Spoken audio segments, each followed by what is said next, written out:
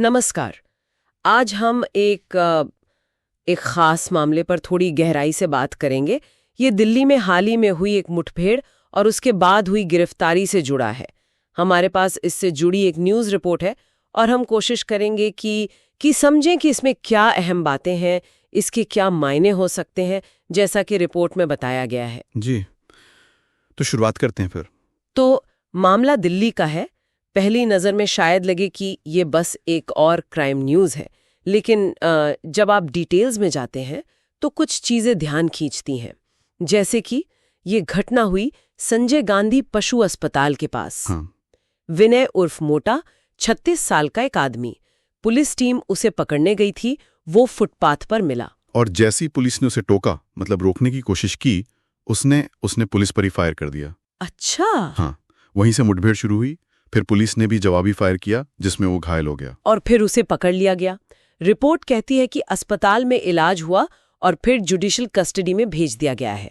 बिल्कुल, ये तो हो गई घटना की जानकारी। हाँ, लेकिन जो बात यहाँ मतलब चौंकाती है वो है इस आदमी का क्रिमिनल रिकॉर्ड। रिपोर्ट के मुताबिक उस पर 50 से ज्यादा 50+ मामले दर्ज हैं। 50? हाँ, ये आंकड़ा अपने आप में बहुत कुछ कहता है। ये सिर्फ एक नंबर नहीं है। सही बात है। रिपोर्ट ये भी बताती है कि ये मामले कितने गंभीर हैं।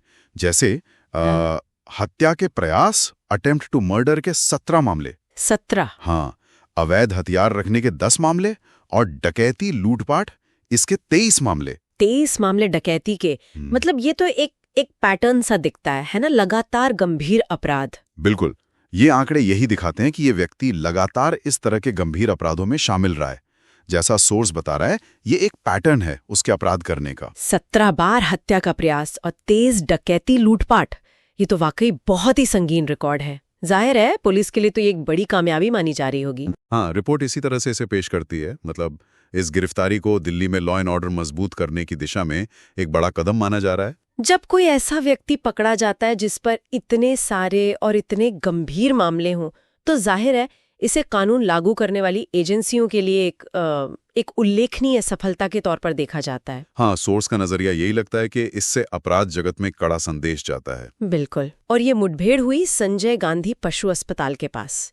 काफी जानी पहचानी जगह है।